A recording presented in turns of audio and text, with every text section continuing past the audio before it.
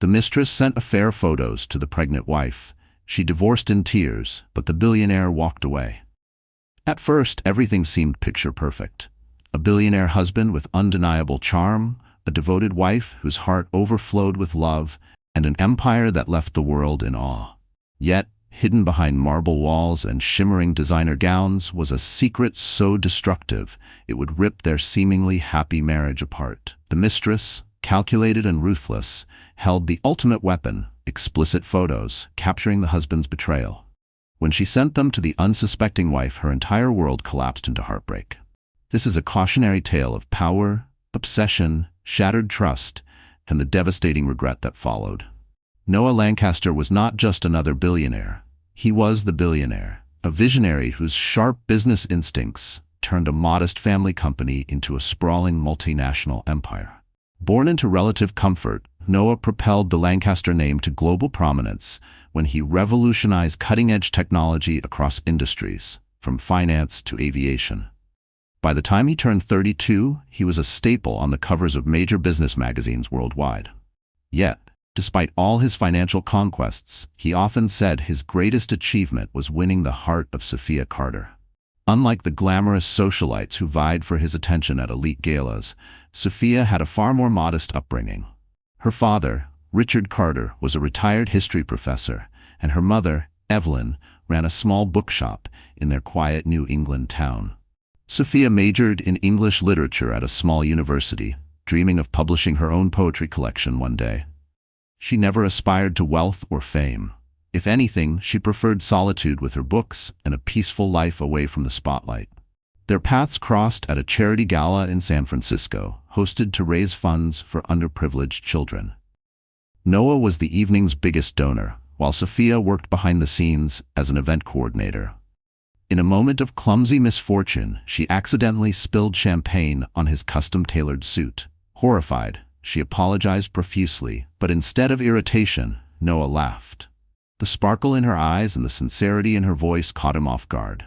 That night, they talked about art, philanthropy, and the meaning of success, forming an instant, unexpected connection. A whirlwind romance followed. Noah swept her off her feet with spontaneous private jet getaways, late-night walks along the Golden Gate Bridge, and even postponed a major international deal just to surprise her on her birthday. Sophia, in turn, introduced Noah to a side of life he rarely experienced. Picnics with her parents, home-cooked meals without private chefs, and afternoons spent reading to children at the local library. She grounded Noah in a reality far more authentic than the glittering corporate world he dominated. They married in an intimate garden ceremony beneath twinkling fairy lights, far from the usual paparazzi hotspots. Sophia wore a simple lace gown, while Noah opted for a classic tuxedo. Her father, Richard Carter, walked her down the aisle, his eyes shimmering with tears. Guests later recalled that Noah's vow, "I promise to shield you from all storms, as you have sheltered me from my own ambition," was so heartfelt that many were moved to tears. For a time, their union felt blessed. In the early years of their marriage, they supported each other's dreams effortlessly. Sophia focused on writing her first poetry collection, while Noah pushed Lancaster Industries into new frontiers. Together, they founded the Carter-Lancaster Scholarship Program, helping underprivileged students pursue higher education. Their synergy made them an admired couple in philanthropic circles, the self-made billionaire and his compassionate, down-to-earth wife. Whenever Noah teased Sophia about traveling the world with him, she would always promise, "As soon as I finish editing my manuscript." He adored her quirks, how she needed to alphabetize the books on their shelves, or how she would hum softly while stirring hot chocolate late at night. Noah often told friends that marrying Sophia was the best decision of his life. For a fleeting moment, their love story seemed like a fairy tale that would never end. But beneath the polished surface, cracks had already begun to form. As Lancaster Industries soared to greater success, the demands on Noah's time multiplied. His board pressured him to expand internationally, striking deals across Asia, Europe, and the Middle East. His phone never stopped buzzing with urgent calls, his schedule packed with global summits and high-stakes negotiations. Meanwhile, Sophia struggled with her writing. The penthouse, though luxurious, was stifling. With staff constantly moving about and the hum of the city never ceasing, she found it impossible to focus. Searching for peace, she buried herself in philanthropic work, organizing book drives, collaborating with local poets, and volunteering at shelters. Despite Noah's growing success, he became increasingly distant. Late-night business dinners became routine. At times, Sophia would stay up waiting for him, only to receive a last-minute text. "Working late. Don't wait up." On weekends, Noah would often hop on a private jet to meet investors in Dubai or Tokyo, always chasing the next deal. Despite the exhaustion etched on his face, his eyes still lit up whenever he saw Sophia. But those moments were fleeting, overshadowed by the weight of his responsibilities. Occasionally, tensions flared over seemingly trivial matters, disagreements that once wouldn't have mattered. Sophia hated how easily Noah dismissed their personal time in favor of endless meetings. He, in turn, felt misunderstood, insisting, "These deals secure our future." Yet, despite their frustrations, they remained devoted in their own ways. Sophia would slip handwritten notes into his briefcase, gentle reminders to take breaks. Meanwhile, Noah tried to show his support in return, sponsoring literary events for Sophia's circle of writer friends. Their love, though tested, still held firm. But then, a new presence entered their world: Isabella Hayes. An ambitious marketing executive with a flawless resume and an undeniable ability to turn heads, Isabella joined Lancaster Industries as the new global branding director. What started as a strictly professional relationship between her and Noah slowly blurred into something neither of them fully acknowledged, until it was too late. Tall, poised, and exuding a confidence that bordered on arrogance, Isabella was a woman who commanded attention. With a Harvard MBA and a career spanning top international firms, she was an undeniable asset to the company. But beneath the polished exterior lay a woman who craved power. And she saw an opening in Noah's life. At first, their interactions were purely professional. They exchanged ideas on rebranding strategies and market expansion. Noah appreciated Isabella's sharp business instincts, and in private, he teased her about her relentless drive, seeing a reflection of his younger self. Isabella, in turn, flattered him, praising his vision, empathizing with the lonely burden of leadership. Though Noah still loved Sophia, he found it refreshing to speak with someone who matched his corporate intensity. Isabella played her cards carefully, inviting him for casual after-work coffee to discuss upcoming campaigns, scheduling impromptu brainstorming sessions late into the night. Whenever Sophia texted or called during these moments, Noah would often ignore it, assuming it could wait. But the illusion of harmless camaraderie shattered when a corporate event in London led to a quiet dinner, which led to a walk along the Thames River, which led to a stolen kiss. Guilt gnawed at Noah's conscience. But the thrill of Isabella's confidence, her sheer ambition, so much like his own, drew him back in. When they returned to San Francisco, their secret meetings continued, sealed by hushed phone calls, fleeting touches in the shadowed corners of the office. Noah tried to rationalize the affair. "It's just physical," he told himself. "Sophia is my real love." But Isabella wanted more. As she embedded herself deeper into his life, she realized that if she played her cards right, she could become more than just a fling. With each passing day, the cracks in Noah's marriage widened. Cracks Isabella was all too eager to exploit. Life in the Lancaster penthouse took on a tense silence. Sophia sensed the shift before she had any tangible proof. Noah had become more guarded, avoiding eye contact, brushing off simple questions. Where he once spoke openly about his deals, he now deflected with vague references to company obligations.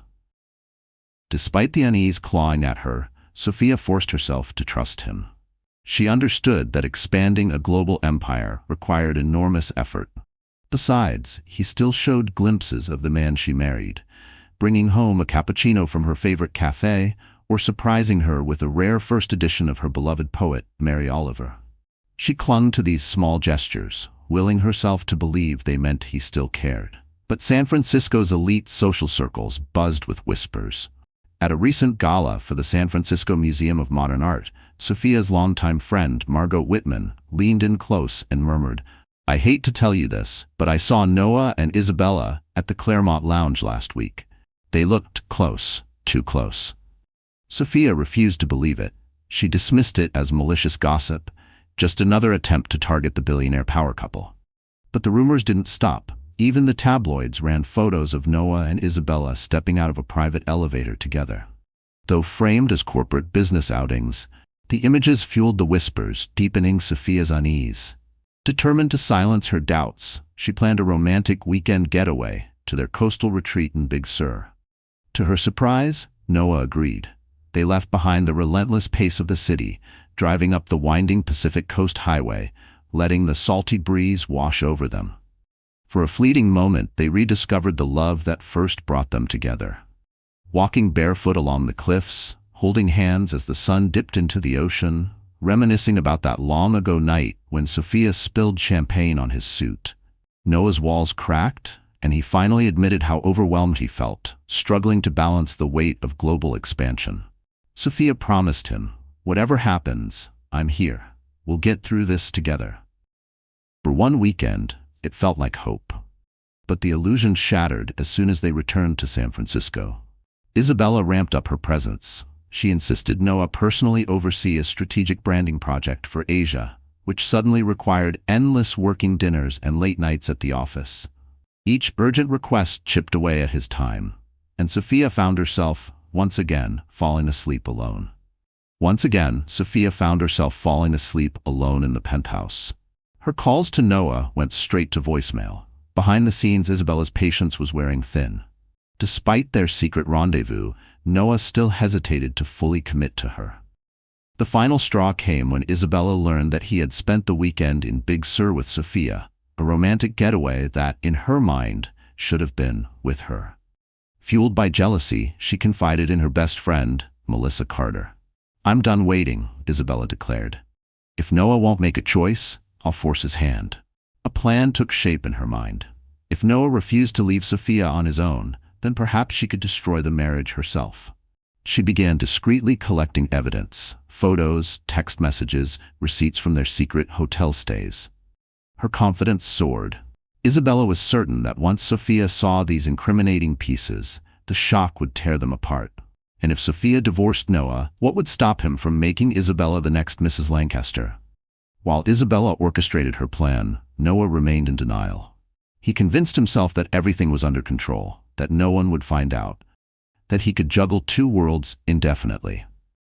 But fate had other plans.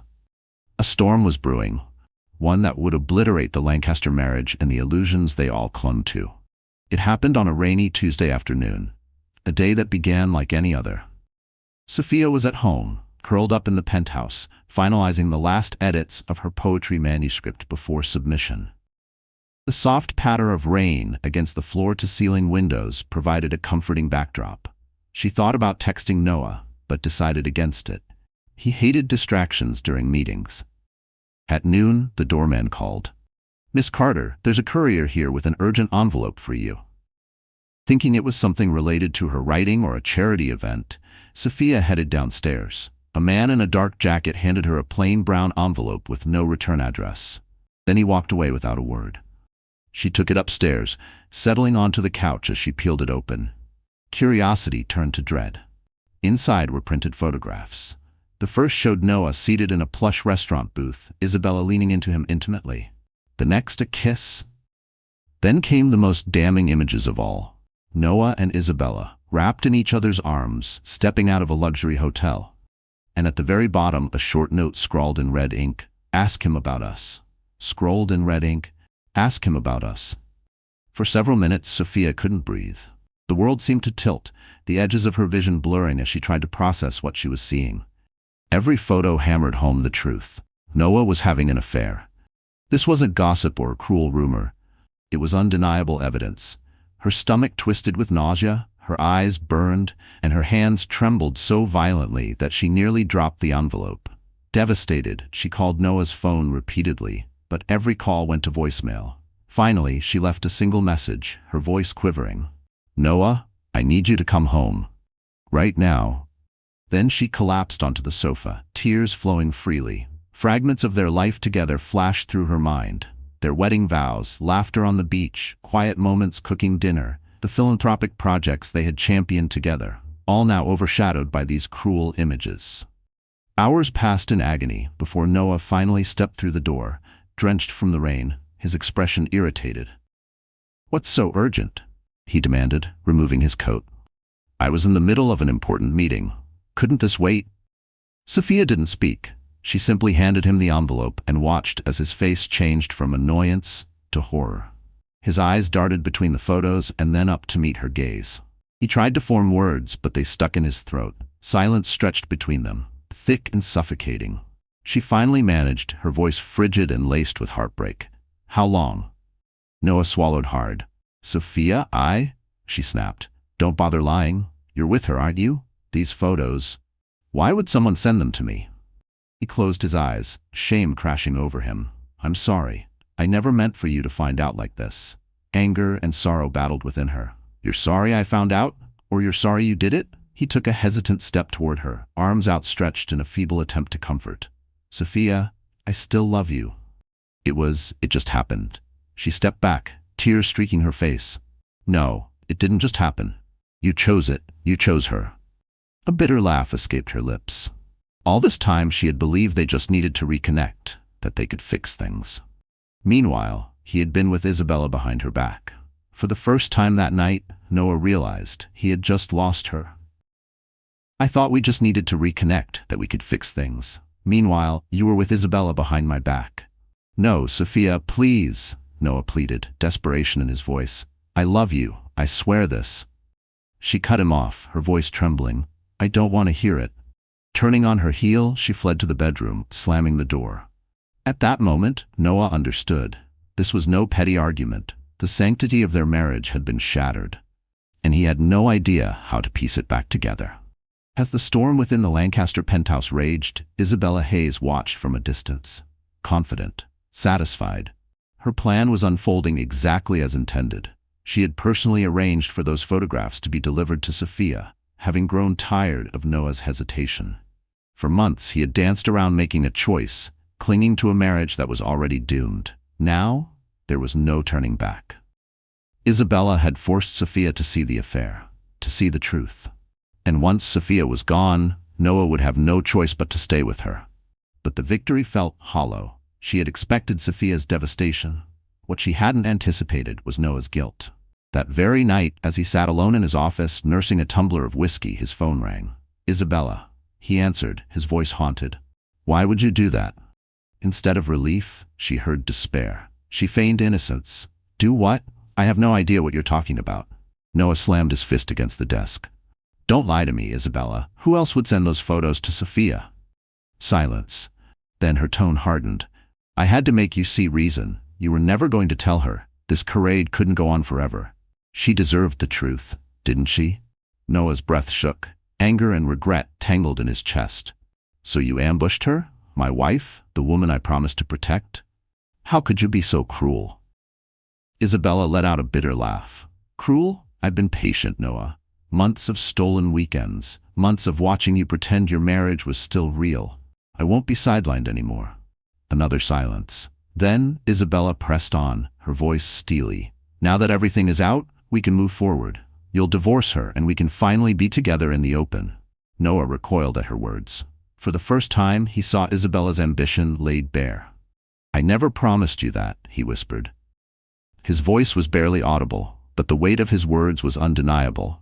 "I never said I'd leave Sophia." Isabella's voice turned cold.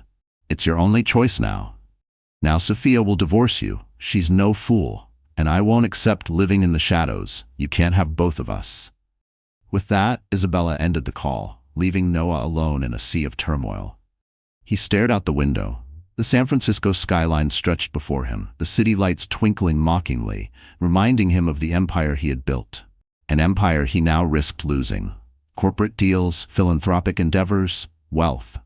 None of it gave him comfort. Because the one thing that had truly mattered, the only thing, was slipping through his fingers. With growing dread, he realized Isabella had set the perfect trap. By forcing the affair into the open, she had made it nearly impossible for him to salvage his marriage. But another feeling burned beneath his regret. Anger. Noah had been weak, had made mistakes, but now he saw Isabella for what she truly was. Talented, yes, but also ruthless. She was willing to crush anyone in her pursuit of power, including him. For the first time since the affair began, he understood. His time with Isabella had never been about love. It had been about excitement, about ego, about a reckless escape from the strain of marriage. And now that fleeting thrill had cost him everything. Meanwhile, Sophia prepared to take the hardest step of her life. She locked herself in the guest bedroom, ignoring Noah's desperate knocks at the door. By dawn, she packed a small suitcase, refusing to meet his eyes. Without a word, she called the elevator and left. Over the next few days, she sought solace at her parents' modest home in New England. The moment she stepped inside, she collapsed into her mother's arms, sobbing. She told them everything. Richard Carter, once so proud of his wealthy son-in-law, was livid. Evelyn tried to remain calm, but her heartbreak showed in her trembling voice. "We trusted him," she whispered, her voice cracking. If Isabella thought her victory was complete, she had overlooked one crucial truth. Heartbreak transforms people in unpredictable ways. By forcing Noah's hand, she had also lit a fuse inside him, one that would ultimately endanger her own ambitions. Days stretched into a week of seething pain. Sophia moved about her parents' house in a daze, her eyes swollen from crying. Richard and Evelyn gave her space, occasionally urging her to eat. She barely touched her food. She replayed every moment of her marriage, wondering when Noah had stopped loving her. Had he ever truly loved her at all? And yet, even as bitterness filled her heart, a part of her still yearned for him. But she knew one truth above all: she could not stay in a marriage built on deception. The tabloids wasted no time. Lancaster billionaire scandal explodes. Noah Lancaster and Mistress exposed. Sophia Carter walks out. Paparazzi swarmed outside her parents' house, desperate for a statement, for a photo of the humiliated wife. Sophia stayed inside. Let them speculate. She had bigger battles to fight. Lancaster billionaire's alleged affair exposed. Paparazzi swarmed the quiet New England neighborhood, cameras flashing as they snapped photos of a distraught Sophia stepping onto the porch. Inside, her phone buzzed with a message from Margot Whitman, the socialite who had first warned her about the rumors. "I'm so sorry, dear," Margot wrote. "If you need anything, let me know." But no amount of sympathy could fix the betrayal. After another restless, tear-filled night, Sophia made a decision. She had to face Noah. Officially. She picked up the phone and called Marcia Rowland, a highly respected divorce attorney recommended by a close friend. Marcia listened carefully as Sophia told her everything. "The first step," Marcia advised, "is a direct conversation about the divorce terms. At some point, Miss Carter, if you choose to keep the Lancaster name, you'll have to meet with him. We can't finalize anything without a discussion." Sophia's throat tightened. She had known this moment was coming, but hearing it aloud felt like a physical blow. "I want no contact," she insisted. "I don't even want his money. I just want out." Marcia's voice remained calm yet firm. "I understand, but be careful. You contributed to his success, provided emotional support, and helped build his philanthropic structures. It's within your rights to seek a fair settlement." Tears welled in Sophia's eyes. "Fine," she whispered. "Whatever you think is best." A meeting was arranged at Marcia's office in downtown San Francisco. Noah arrived first. He looked haggard.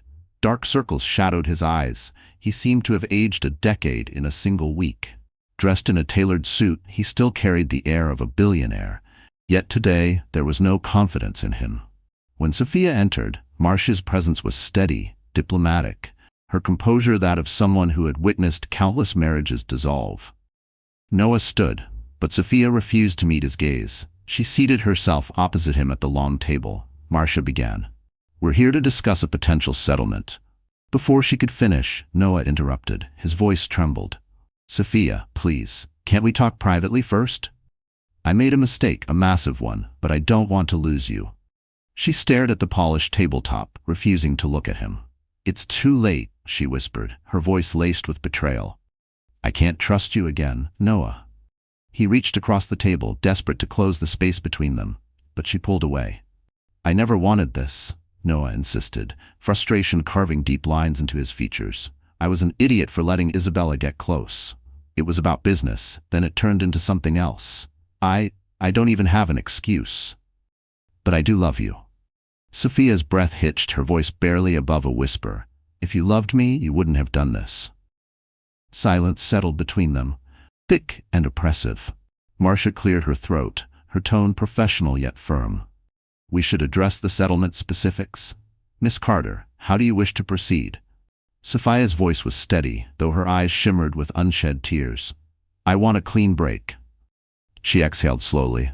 "We can discuss the philanthropic programs we started together. I want those to continue, but I don't want anything else from him." Noah's eyes flashed with despair. "Don't say that. I want to protect you. Even if you can't forgive me, I want you to have financial security." Her jaw tightened. "I'm not your charity case," she snapped, pain threading through every syllable. "I was your wife." Marcia pivoted back to the legalities, her tone measured. "The divorce can be filed on grounds of adultery, which will make the settlement process more straightforward."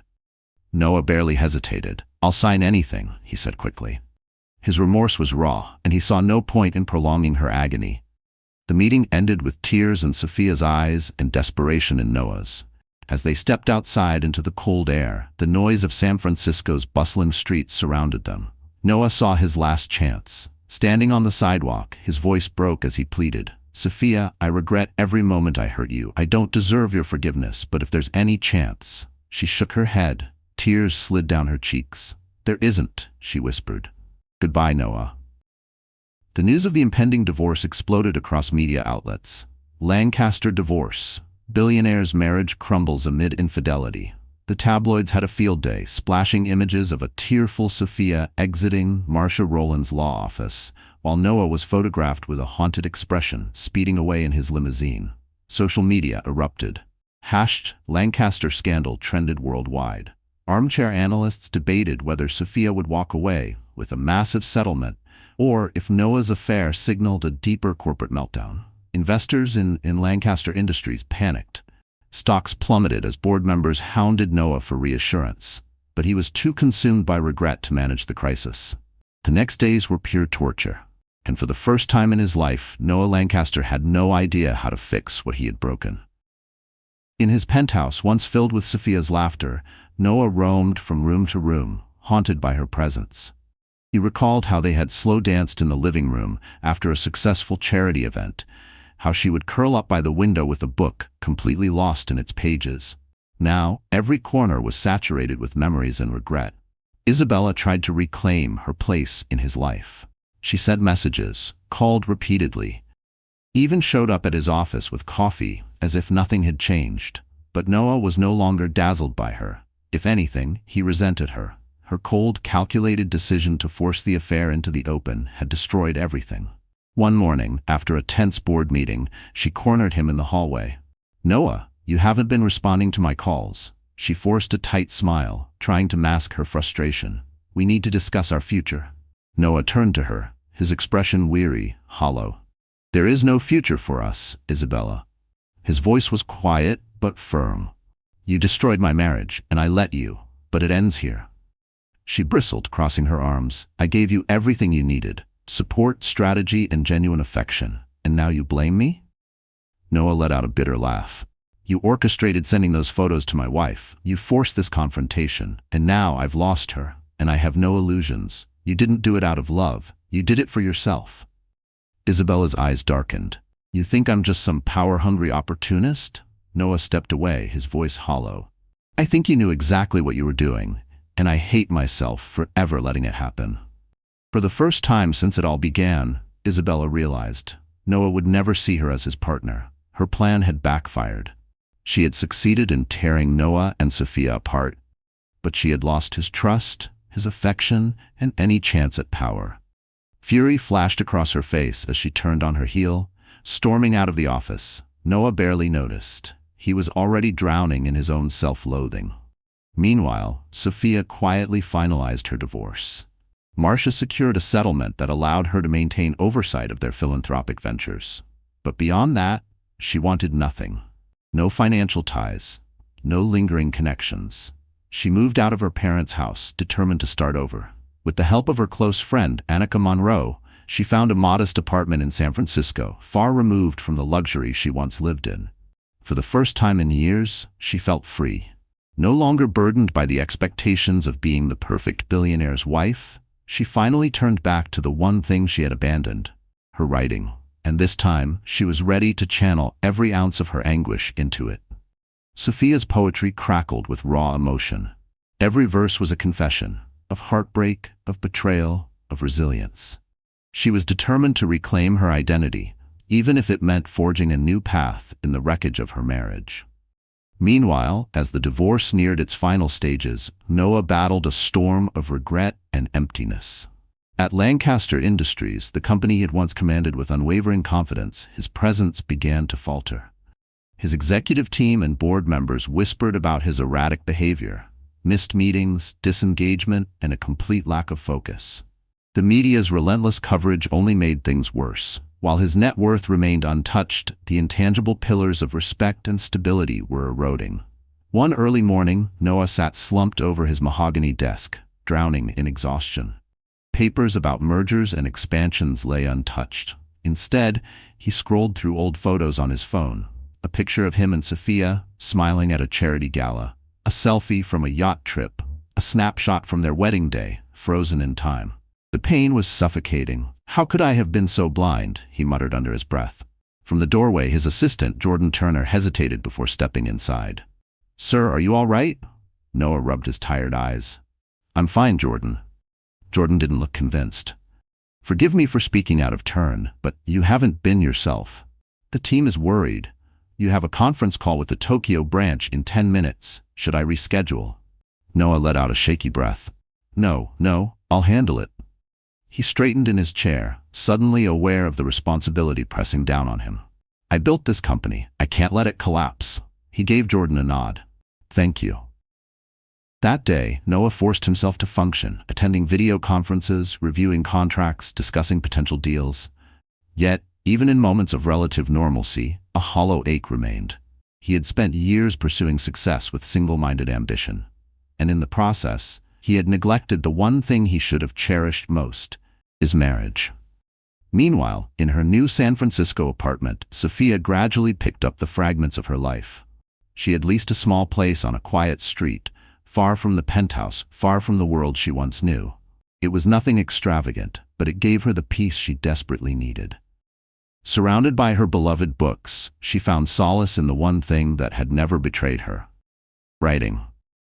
Poetry became her sanctuary. Each line she wrote was a confession of heartbreak, of betrayal, and of the faint glimmer of hope that maybe, just maybe, she could find herself again. Her parents visited occasionally, bringing homemade meals and quiet support. One evening, Richard Carter glanced around Sophia's modest apartment, his voice soft. "We want to help you financially. You shouldn't have to struggle." Sophia shook her head gently. "I'm all right, Dad. This is my choice. I need to stand on my own." He sighed, his eyes brimming with compassion, but he respected her decision. Evelyn pulled her daughter into a tight hug, tears shimmering in her eyes, wishing she could take away even a fraction of the pain. After they left, Sophia found a small envelope on her table. Her father had slipped in some cash anyway. She smiled wryly. Parents never stopped caring. Occasionally, social media bombarded Sophia with headlines about the billionaire's fall. Images of Noah looking distraught, alone. Photos of Isabella gliding effortlessly through exclusive events, untouched by scandal. Sophia tried to avoid them, but sometimes it was impossible to escape. Seeing Noah so broken tugged at something deep inside her. Despite everything, a part of her still cared. But anger and betrayal remained, a constant reminder that he had shattered her trust. On nights when loneliness crept in, she poured her soul into poetry. "I still taste your memory in the hush of midnight, but the flavor has soured, leaving echoes that burn." She wrote until her eyes blurred, letting tears blot the ink. And in time, she realized something.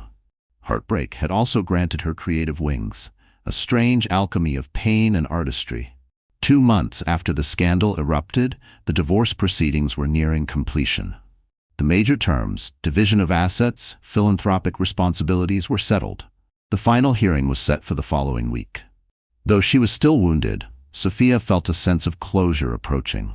She fantasized about the day she could sign the papers and finally walk away from the Lancaster chapter of her life. Her friend, Annika Monroe, suggested something unexpected.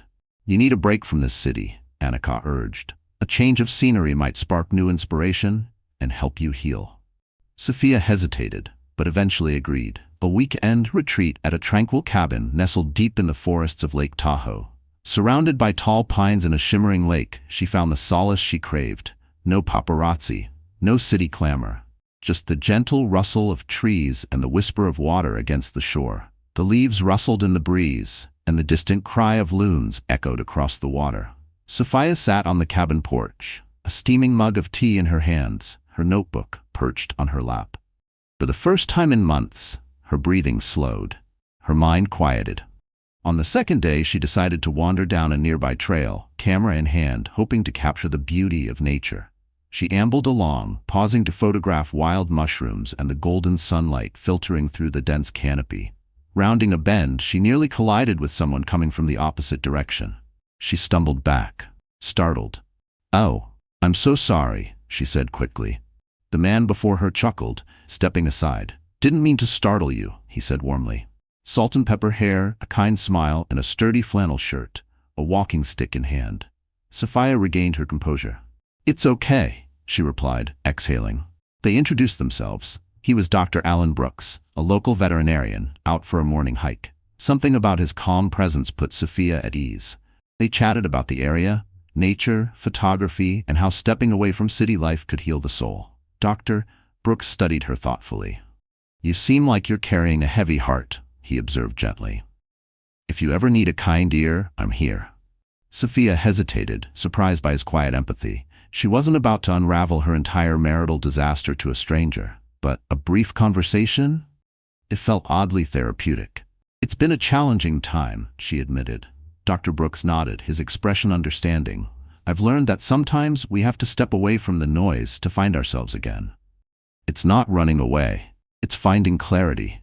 His words lingered in her mind. They continued walking, discussing life's twists and turns. Sophia smiled, truly smiled, for the first time in weeks, as if the world held color again. There was no romantic spark. She wasn't ready for that. But for the first time, a sense of human connection warmed her heart.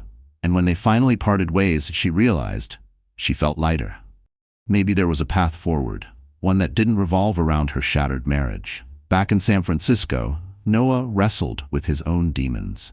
He avoided Isabella, distanced himself from the marketing department she ran. Instead, he buried himself in work, focusing on stabilizing Lancaster Industries. Late at night, in the quiet solitude of his office, he sifted through old philanthropic proposals, initiatives that he and Sophia had once championed together. Each page felt like a reminder of what he had lost. One report caught his eye. A scholarship recipient, a young poet named Rachel Yates, had recently published a piece. In it, she praised Sophia Carter for her mentorship and generosity. Noah stared at the words, and for the first time in a long while, he wondered if he had any right to try and make things right. "I owe my journey to Miss Sophia Carter," the poem read. "She believed in me when no one else did." Noah felt a sting behind his eyes as he read the words. He remembered how fiercely Sophia supported young talent, how she had always fought for others for their dreams. Where Isabella had been driven by power, Sophia had always been driven by compassion. And now it was too late. The divorce was almost finalized, and he doubted Sophia would ever forgive him. Regret had come. But it had come too late. The morning of the final divorce hearing dawned overcast, a gray sky mirroring the somber occasion. Sophia arrived at the courthouse flanked by Marcia Rowland, her attorney, and Annika Monroe, her closest friend. She wore a simple black dress, her hair neatly tied back, projecting composure despite the storm raging inside her. Noah was already there, pacing the corridor, surrounded by his legal team. When he saw her enter, he stilled, his eyes filled with longing. Sophia met his gaze with a polite nod. Nothing more. The bailiff called them into the courtroom, a modest space with wooden benches and scuffed floors, far from the grand settings to which the Lancasters were accustomed. At the bench, Judge Lorraine Whitmore presided. Her expression was sympathetic, yet firm. "We're here today to finalize the dissolution of the Lancaster marriage," she began, reviewing the legal documents before her. Noah and Sophia were asked to confirm the settlement terms. Sophia would retain oversight of their philanthropic foundations. She had requested minimal spousal support, purely for transitional purposes. Personal assets would be divided fairly. Each answered with a measured, "Yes, Your Honor."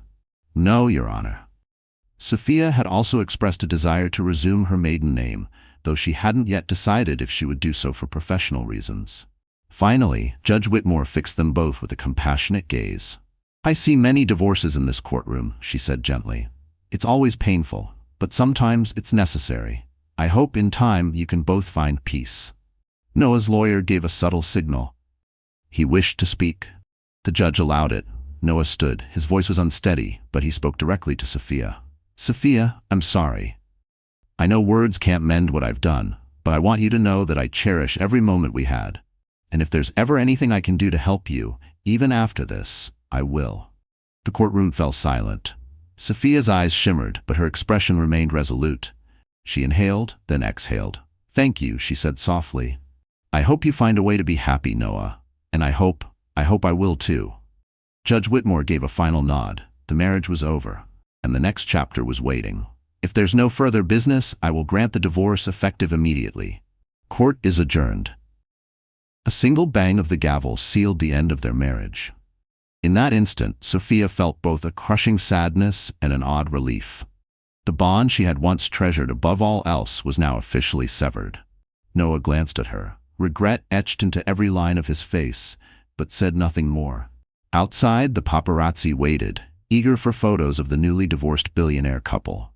Security personnel shielded Sophia from the onslaught, guiding her and Annika into a waiting car.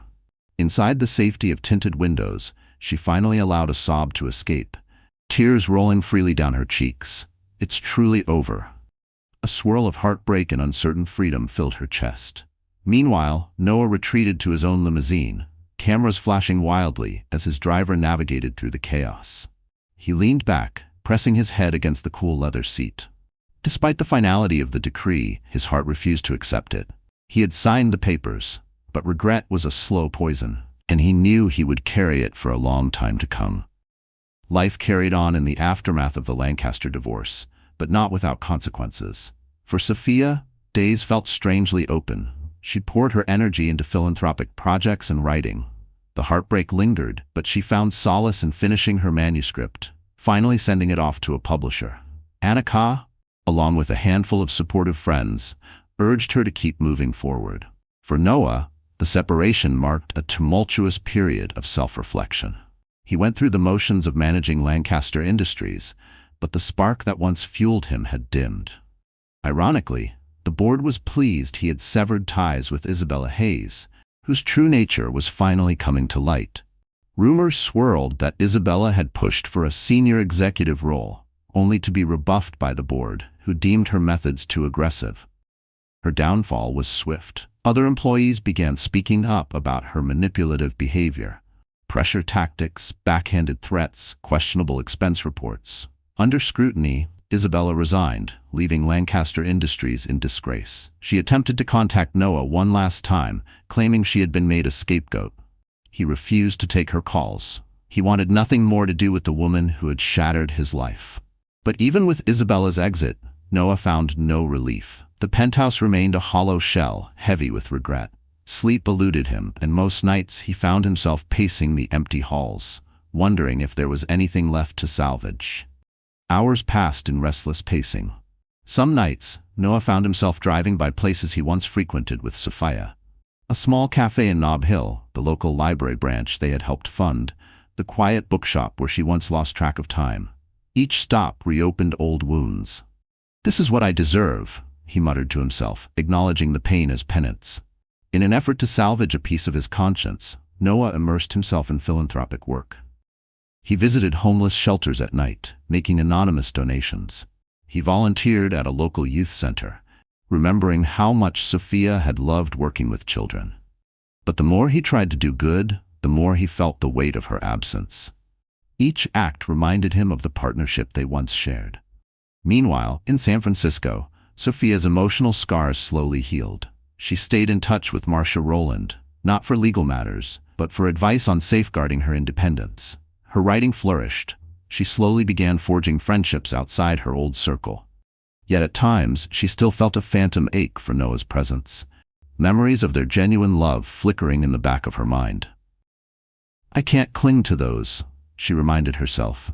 He betrayed that love. Neither of them realized that destiny still had unfinished business. A critical choice lay ahead. Remain trapped in bitterness or find a way to forgive. If not each other, then at least themselves. Months slipped by. Then, Sophia received good news. A respected independent publisher had accepted her poetry manuscript, praising its raw emotional depth. Overjoyed, she dedicated the collection to her parents, and to anyone who has ever loved and lost. Sharing her story through verse gave her a new sense of purpose. She hoped it might resonate with those who had also experienced betrayal. Meanwhile, at Lancaster Industries, the board made a suggestion. Noah should work with a career coach. Reluctantly, he agreed. His coach, Maurice Jenkins, was a straightforward man, unimpressed by wealth or power. Their first session was blunt. Are you prepared to remain stuck in regret? Or do you actually want to move forward? The directness caught Noah off guard. For the first time, he admitted, I'm tired of my own self-pity. Maurice offered a simple recommendation: personal counseling. Therapy was something Noah had never considered, but desperation for relief led him to agree. Session by session, his therapist peeled back layers of guilt. Noah slowly began to accept he could never undo the past, but he could learn from it. He saw with painful clarity how he had neglected his marriage in pursuit of success, how he had let ambition spiral into betrayal. And during one session, the therapist asked, Is there anything you'd like to say to? If you could say anything to Sophia, what would it be? The question hung in the air. Tears gathered in Noah's eyes as he swallowed the lump in his throat. I'd tell her that I'm sorry, not just for the affair, but for not cherishing her, for letting my ego overshadow our relationship. His therapist nodded. Then write it down, he suggested. Whether you send it to her or not, put your feelings on paper.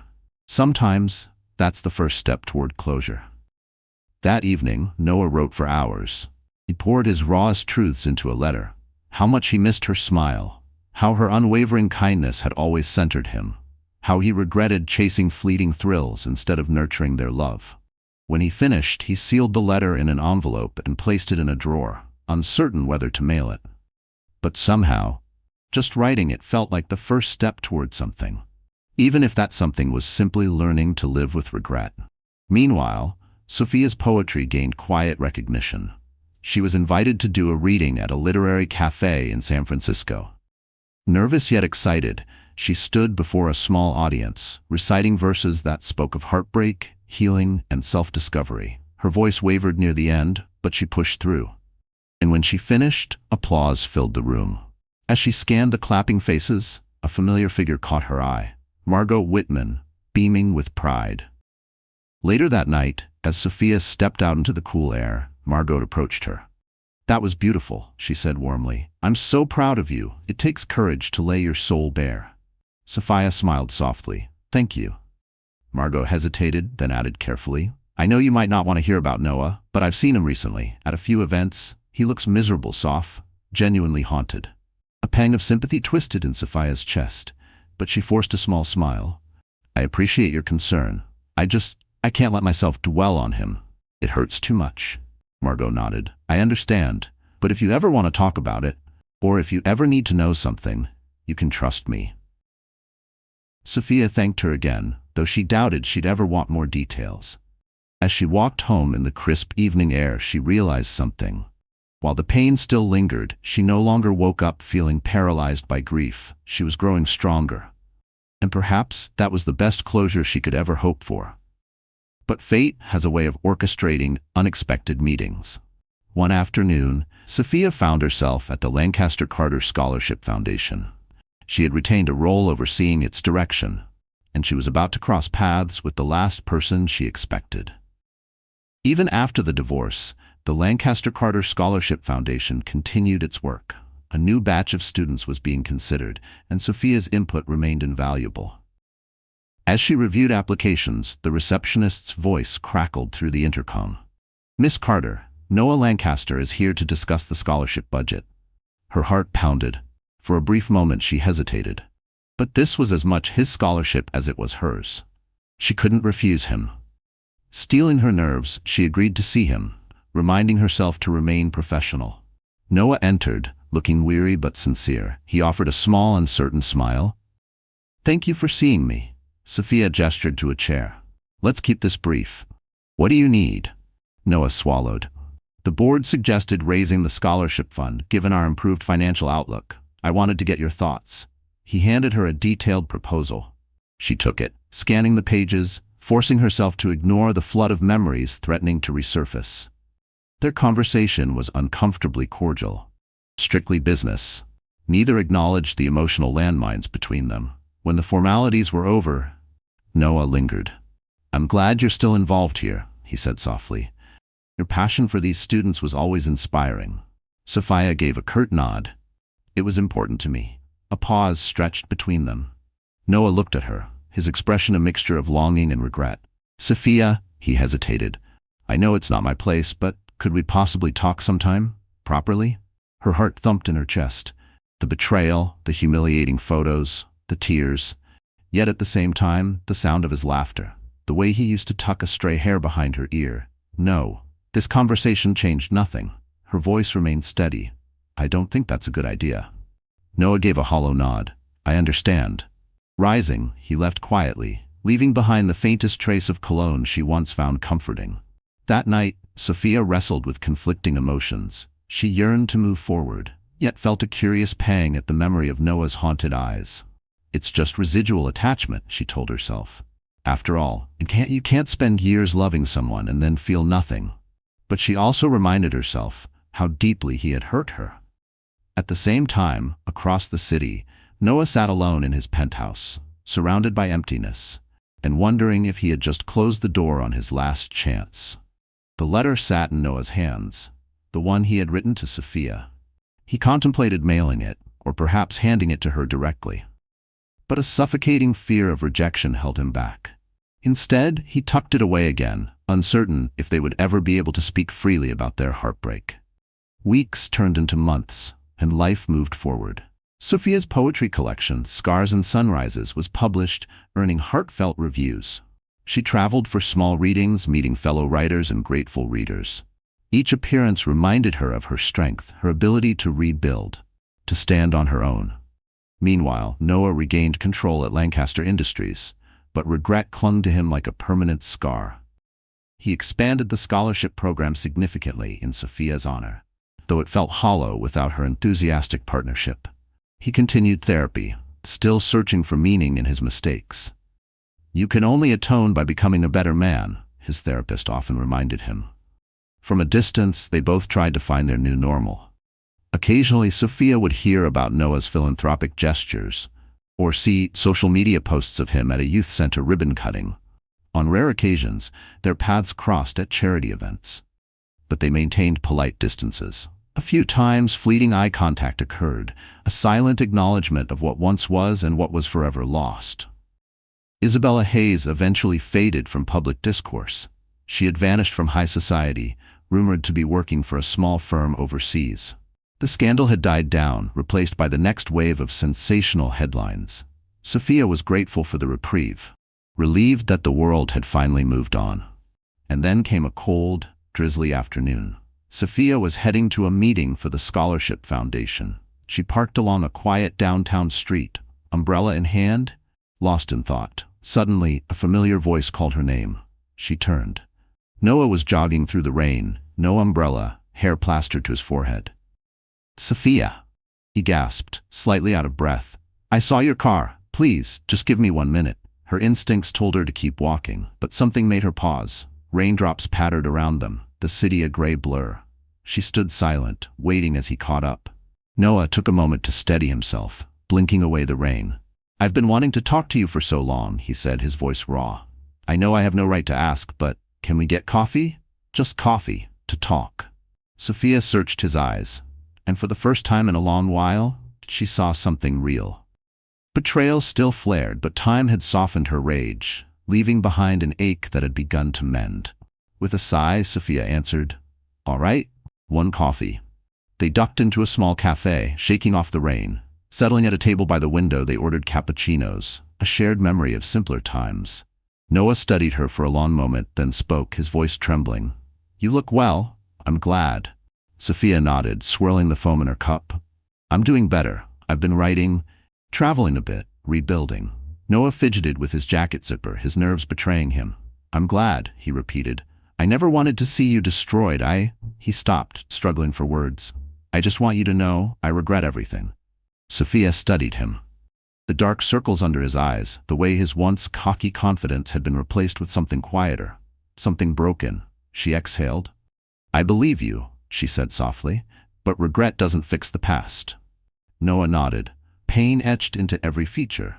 I know, if I could turn back time. You can't, she interjected. Her tone was gentler than before. We both have to live with what happened. They sipped their coffee in silence. For a brief moment, the warmth offered a fleeting comfort. Then, Noah cleared his throat. I'm not asking for forgiveness, or for you to come back. I just wanted to apologize properly. I was selfish and foolish. You deserved so much better.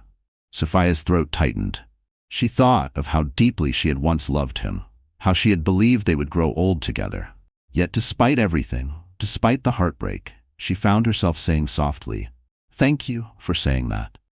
Outside, the rain tapped against the window, and as they spoke, they revisited old wounds. Sophia shared how devastated she had felt receiving those photos, how betrayed and humiliated she had been. Noah listened. Tears glistened in his eyes as he acknowledged every failure. He admitted how he had let ambition cloud his judgment, how Isabella's flattery had preyed on his weaknesses. In the end, they both wept quietly, a strange mix of sorrow and relief filling the space between them. Neither expected reconciliation. Sophia's heart had moved on. She had built a new life. But their conversation offered something else, a measure of closure. A chance to speak truths unfiltered by anger or guilt. When they finished, Noah wiped his eyes, a shaky smile forming. Thank you for letting me say all of this. I hope you find happiness, Sophia, she exhaled slowly, feeling a weight lift from her chest. I hope you do too, Noah. They stepped outside, and under the soft drizzle of San Francisco's gray sky, they parted, each walking toward a future no longer entangled in the past. As the rain eased to a drizzle, Noah offered a tentative handshake. Sophia hesitated, then met it with a bittersweet smile. No words were needed. Then they walked in opposite directions, each stepping into a future forever shaped by a past that couldn't be undone. Even the glimmer of unimaginable wealth can't shield a marriage from the brutal truth of betrayal. In the aftermath of scandalous affair photos sent by a cunning mistress, Sophia Carter divorced her billionaire husband, Noah Lancaster, in a torrent of heartbreak. Yet, in the ashes of betrayal, something else took root. For Sophia, pain became a catalyst. She found solace in poetry, rekindled her spirit, and forged a new path. For Noah, ambition had come at a devastating cost. He confronted the hollow consequences of his choices, grappling with a remorse that no fortune could erase. While they parted ways, their conversation on a rainy afternoon allowed them to release old grudges and acknowledge their shared past with honesty. Sometimes, closure doesn't come as a neat, happy ending. Sometimes, it arrives as a fragile acceptance of what's lost, and a whispered hope for what still lies ahead. If you were moved by this tale of heartbreak, regret, and resilience, please like this video, share it with friends who love a good drama, and subscribe to our channel for more stories that explore the powerful bonds and breaks of the human heart. Thank you for watching.